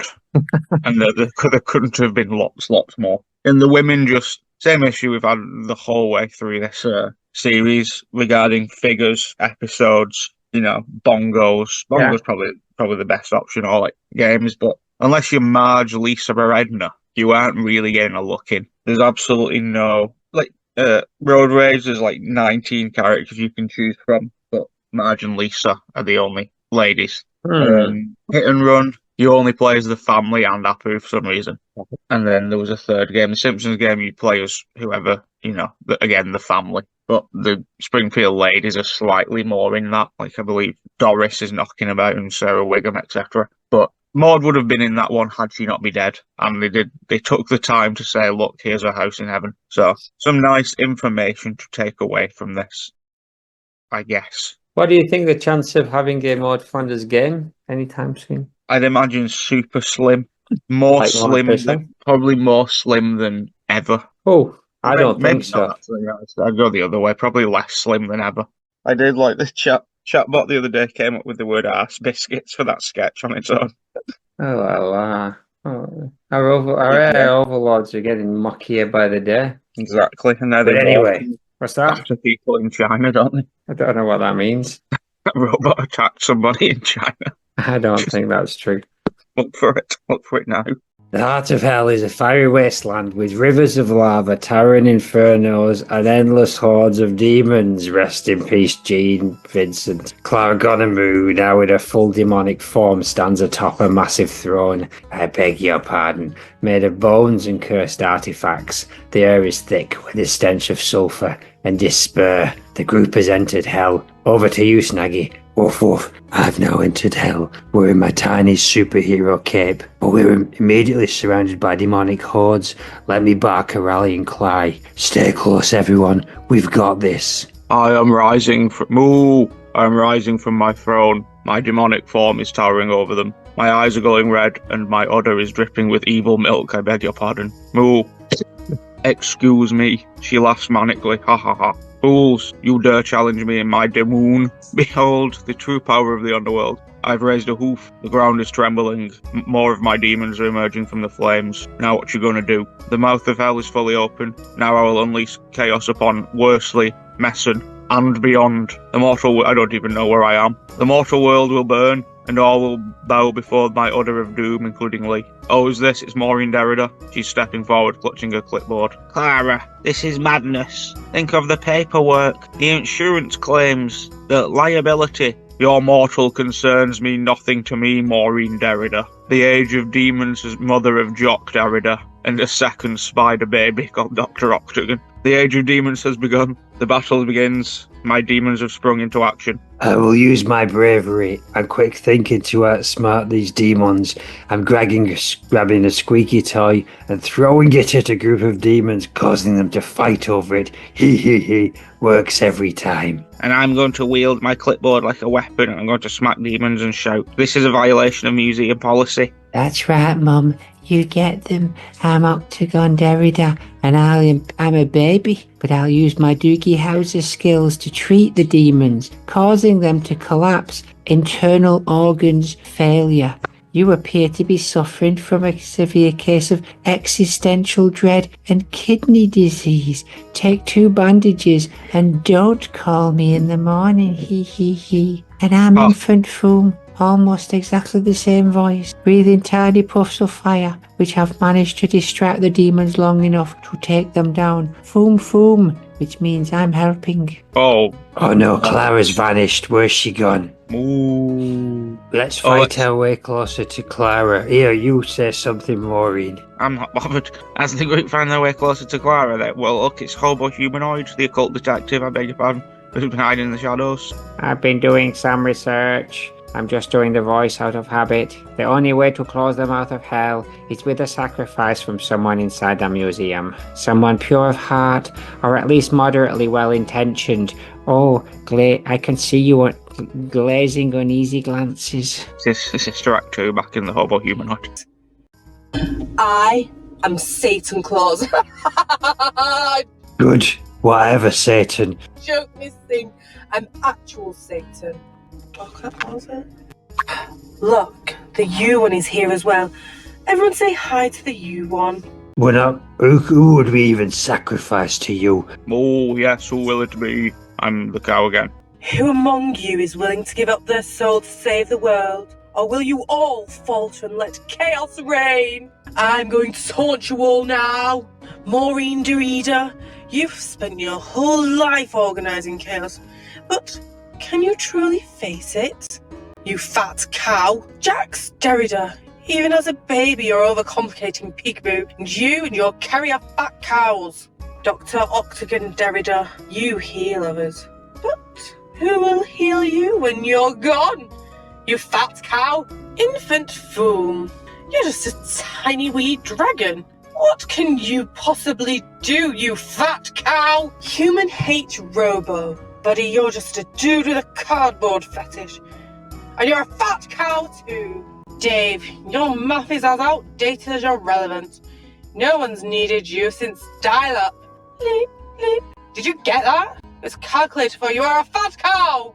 Captain Bedspread, you went from saving lives to saving couch cushions from dust. More like Captain Fat Cow. Excrementally and hardy fox. If it wasn't for this stank, I would have forgotten you fat cows were even here. Alan Windfluffer, you betrayed your own wife, who is an actual huge cow. But you, sir, you are a fat cow. And you, Snaggy, well, you're just a dog, a pet. What makes you think you can save anyone? You fat cow! I'm not just a dog, you fat cow. What did you just fucking call me? Oh, you don't like it, do you? You don't like it up 'em, do you? You don't. You dish it out all day long, you bloody cow. But as soon as someone comes, you'll be weeping into your hammock. I'm a dog, not just a dog. I'm a hero, and I'll effing prove it. Well, I can certainly feel the tension rising. Let's fight! My demons are endless. My powers growl stronger. My powers grow stronger, and the portal begins to expand, threatening to consume the mortal world of Wigan. We're running out of time. Somebody has to make the sacrifice. I'll do it. I might be a baby, but I understand the stakes and the chips, he. No, I'll do it. I'm a little baby dragon and it doesn't even matter about me, but that doesn't mean I don't value myself. No, wait. There has to be another way. Who's that? Who's that coming? Ring, ring. It's not me, Maudey. Ring, ring. Brendan and Nathan, what do you want? Is that Brendan and Nathan off of Maudecast? What a couple of fat cows! We're just checking in, Snaggy, to see how you're doing. Is our video camera's on the blink, so we can't really follow you. It seemed like you were getting up into some kind of hell-based trouble with the U1 or something. Yeah, it sounds we're just doing the video game episode. Sounds like you're sounds a bit busy in the back at the bus station. Sounds busy behind you. No, I'm in hell, and I don't mean metaphorically. A bloody and literal hell. So sorry, lads, I can't talk right now. I used to not even be able to talk at all. But right now I can't talk. Bye. All right, see you, Snaggy. Take care. Wrap up warm. Bye, Snaggy. Oh, bloody hell, who's this coming up the river on a boat? All right, everyone. How you doing? It's been a while since I've seen you. I'm not even sure if I've seen any of you before. You seem like a whole new bunch of characters. Anyway, who've you got here? Maureen, Octagon, a baby, Infant Foom. Pierre, they've got a bloody dragon. They have got a dragon, haven't they, Dad? He's really cute, isn't he? That's right, Pierre. You've always wanted a dragon, haven't you? I have, Dad. I've always wanted a dragon. Can I keep him? Shit, son, we've had this before. You can't just be taking ownership over anyone who turns up, can you? That's bloody ridiculous, Pierre. Take that back. I'm sorry, Dad. I won't try and steal the dragon. But I do want a dragon. All right, I'll get you a dragon, but not that one. All right, that's good. Anyway, what's going on over there, Dad? What's going on over there, Dad? Oh my fucking hell, Dad. You won't mind your language, you slag. Sorry, Dad.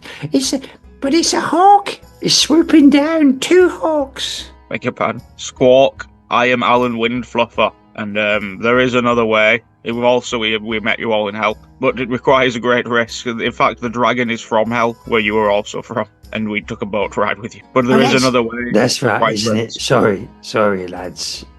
My mind's going at my old age. Ha ha ha ha ha. But anyway, carry on. You remember him, Pierre? I remember him, Dad. Of course I remember him. Who was the fox one with the big hat and the eye? Where's he? Oh, it's not clear, is it, where the fox is right now? No, that's right. It's not. Where is the fox? At the museum somewhere. Just cleaning. Oh, and also here's my Squawk. Here's my accompaniment of Cyrus Windfluffer. The 8th hour of the night is upon us. The balance must be restored. Well, Nathan, I don't know about you, but it seems like Snaggy's got it under control. It seem that way. It does seem that way, but why don't we do a little bit of art? Here's a picture of Los Flanders. Todo un caos con Joachim para tomar una foto. The Flanders costume. Exactly. That is a tiny toddy. He's got the devil's hair. Yeah, this is probably the best Flanders cosplay I'd say ever seen, based mostly on the Rod and Todd of it all. That they had 2 accurately heighted children to portray. 10 and 8.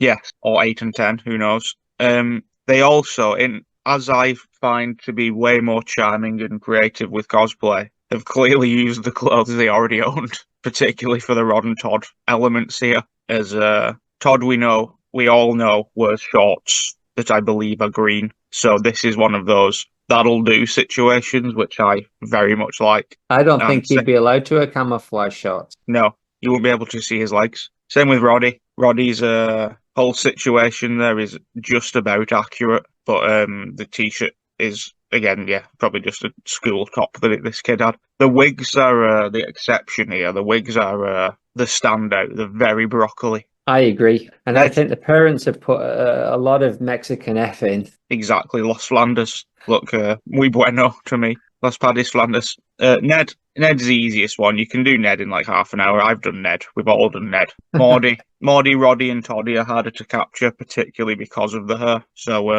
10 on 10. And you like that Maude? Yes. I'd say this Maude has no notes. What would a Mexican Maude sound like? I dos mío, un foot long.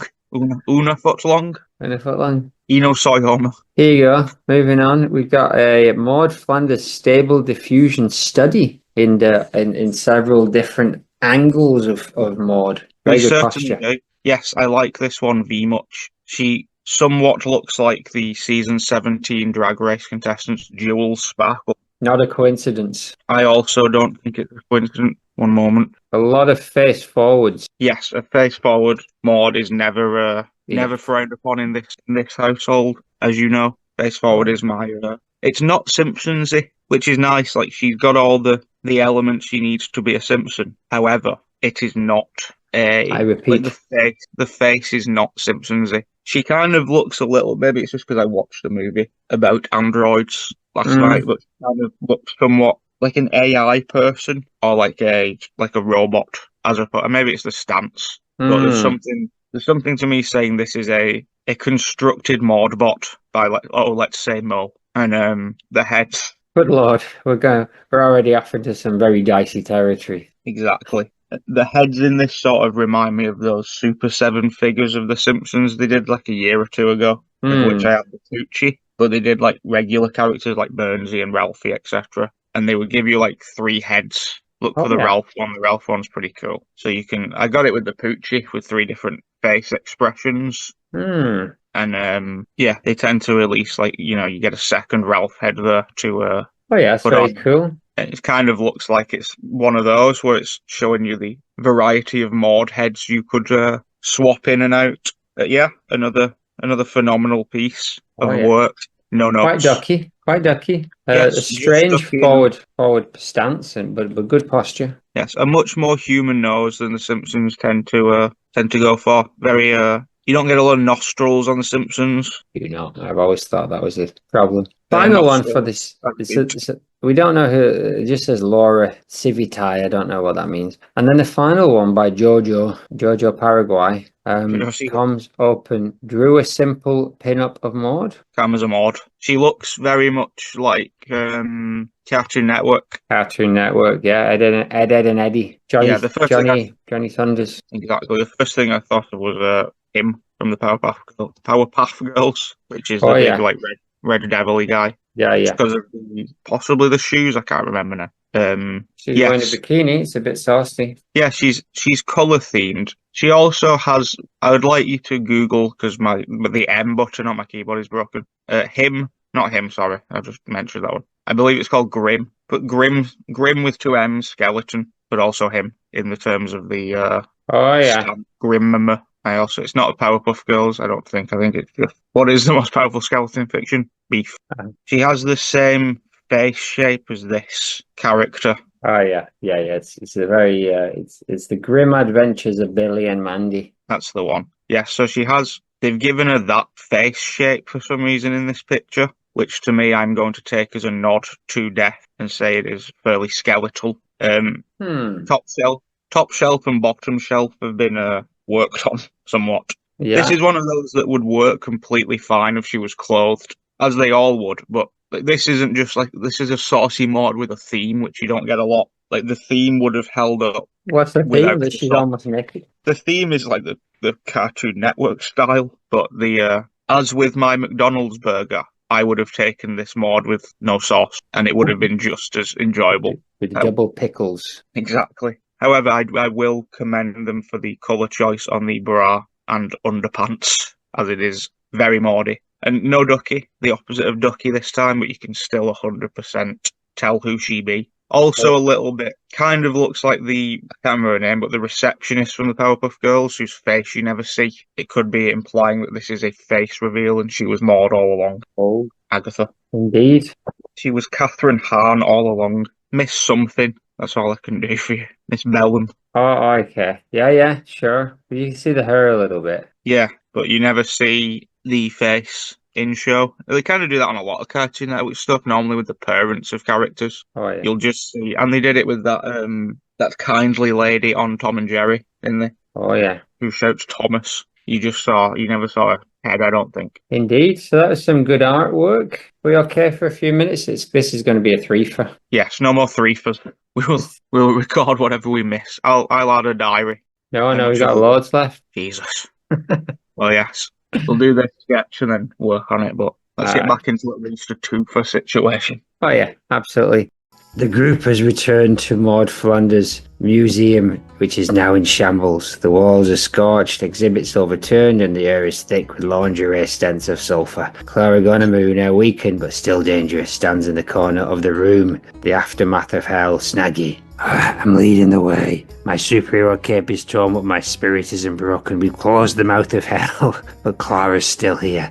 This isn't over yet. I'm just going to survey the damage. This is going to take months to clean up. Do you have any idea how much paperwork this will require? We're going to have to hire a whole new letter cast of monkeys and other animals. I'm floating beside you, looking unusually serious. We must really remain vigilant. Clara's power may be weakened, but she is still dangerous. I'm Octagon. Moo! I know who you are. I'm staggering to my feet. My demonic form is flickering like a dying flame. I am filled with rage. You think you've won? I am still the queen of this Damoon. I will not be defeated by a dog, a baby, and whatever that tiny dragon is and that old woman. That means I'm a dragon, you jerk. I know what you are. Do you think I don't know? Here's a hoof. Have a hoof. Here's the last of my demonic power, the remnants. Oh, look, the ground's trembling.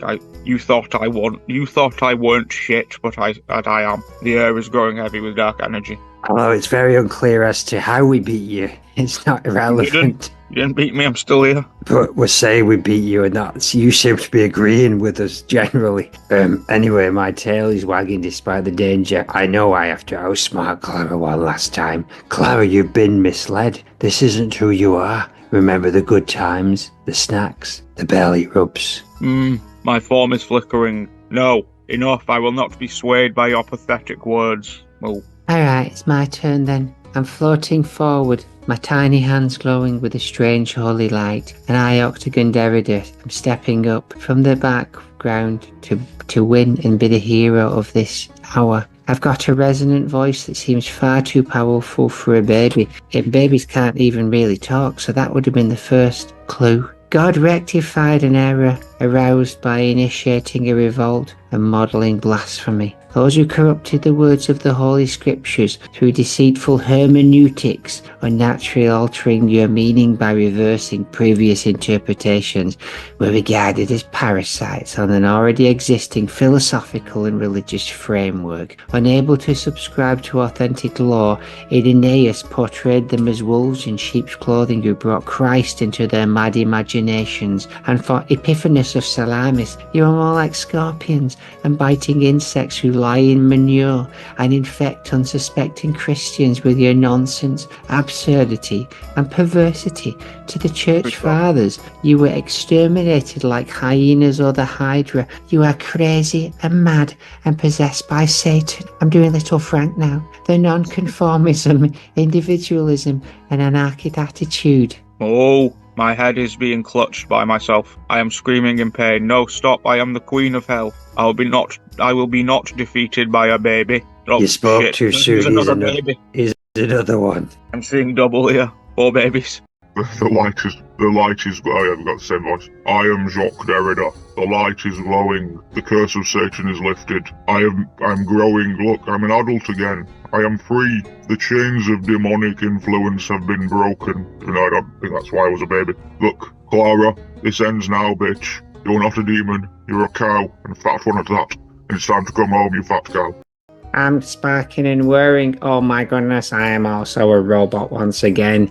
I'm back, baby, and I've got a few upgrades. Hee hee hee hee hee. Strange device pointed at you, Clara. This should neutralize your remaining powers. Stand back, everyone. Let's team up for one last push. Distract Clara with another squeaky toy. Maureen, you smack her with a clipboard and or tray. Octagon, continue your holy rant. And Infant Foom, breathe tiny puffs of fire. Humanoid, activate your device and beam of light to envelop Clara. Oh, my demonic form is being stripped away. I'm a normal cow again. Oh, what have I done? It's okay, Clara. We forgive you.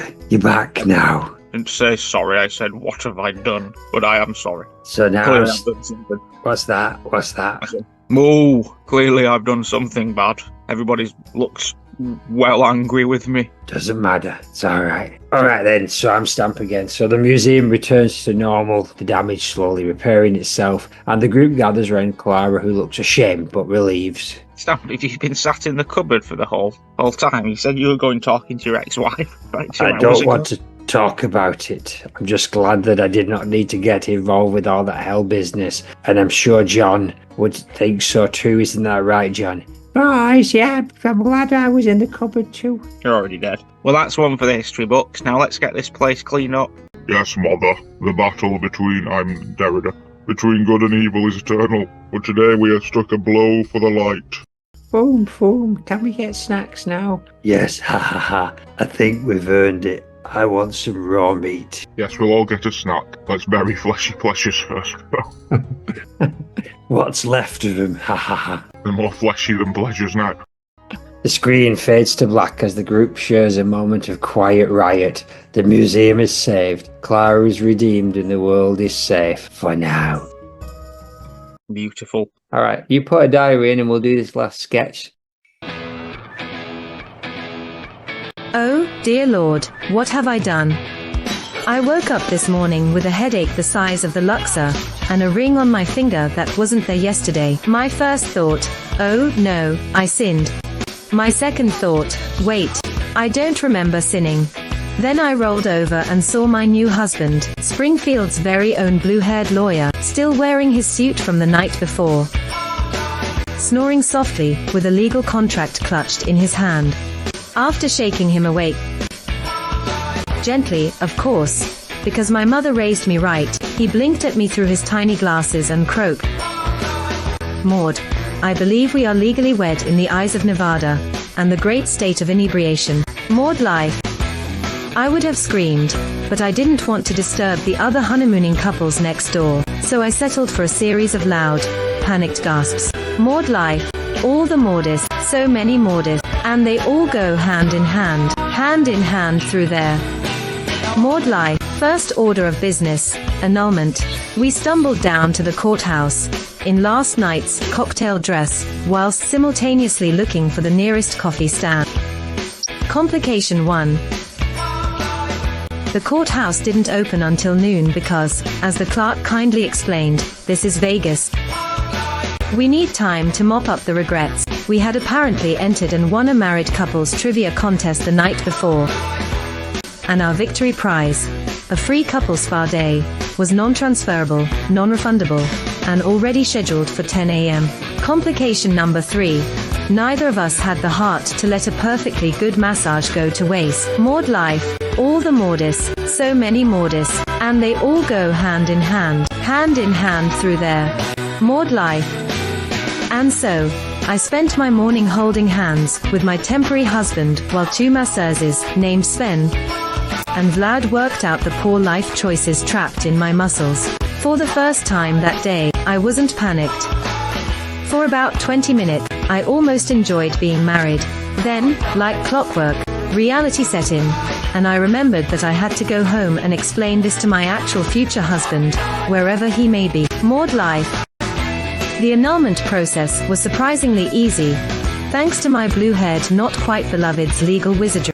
I was still signing paperwork when he turned to me with a wistful smile and said, you know, we made a pretty good team today. I gave him a polite, but firm pat on the shoulder and replied, I appreciate you, but I think we should start seeing other people immediately. And with that, we parted ways, 2 strangers who had legally wed and unwed within 12 hours. I think I'll keep the ring, though. It'll make a great conversation starter at Bible study. Helen's a goddamned by a itch. Maude life. Space for diary. Let's just do a reaction noise. Oh, that was brilliant. I can't believe that Maude talked about all those things we'd never even heard before, and also about how her house inside that video game with loads and loads of detail. Like more detail than I could ever have imagined. I now know so much about that house in heaven that I feel like I was really there. I agree, Helen is a bitch.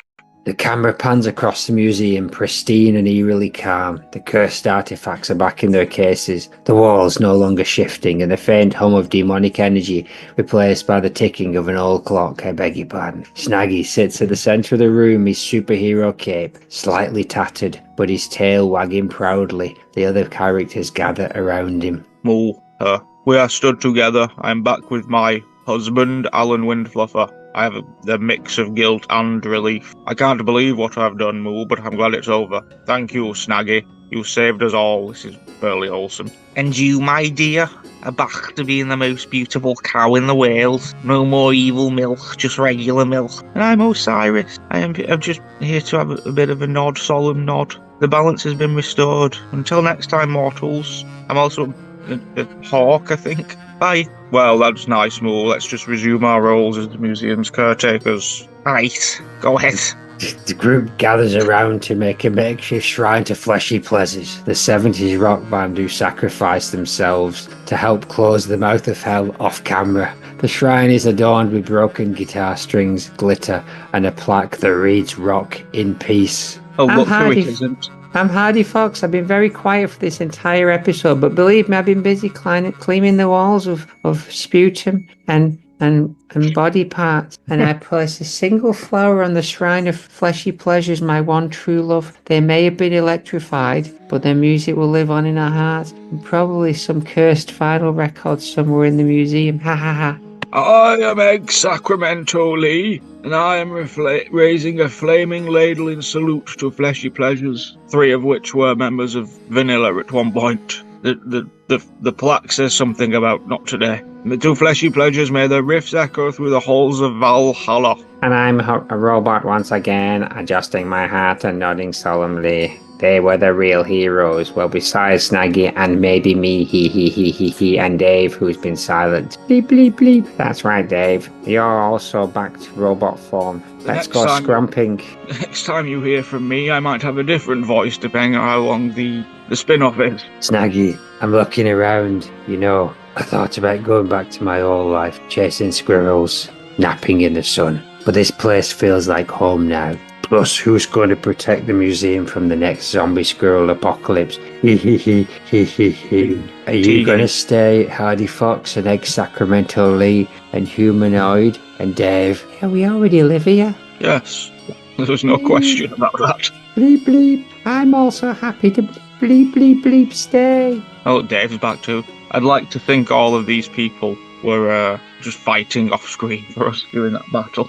I am now fully grown into an adult philosopher once again, and stood behind Maureen Derrida, my mother, and Octagon Derrida, my baby brother with powers, and in fact Foom the tiny dragon. The world is vast, and there is much to explore. We must seek our new adventures, new philosophies, and maybe some better snacks, and I need to find my Carrie still. And I'll make sure these 2 don't get into too much trouble, though I suspect that's a losing battle.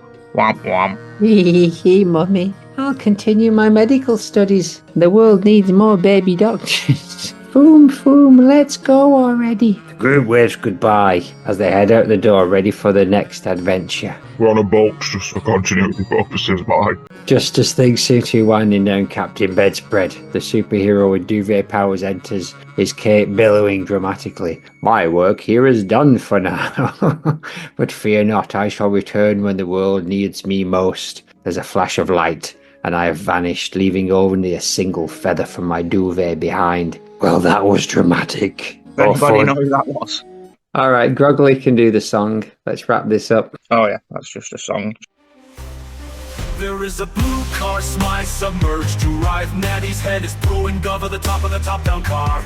He says as he crashed head fisting into a fooing with Semming, we know he cleefek. Effin' Lander 2-pit picture. Effin' Lander 2-pit picture. Lao she eyes tooted around a gravity and comes across this always kill effect. The sweet riders random YouTuber says multi-aruya whatever hell the hisses. A kunku Mr. Chips game rock record and generic robber up goes a cocky souders. Matsuro 2 being the betting to netherworld. So made on self, that's all she wrote. Zoom in on self, that's all she wrote. Zoom in on self, that's all she wrote. Zoom in on self, that's all she wrote. Zoom in on self, that's all she wrote. Zoom in on self, that's all she wrote. Zoom in on self, that's all she wrote. You bunch of fat cows.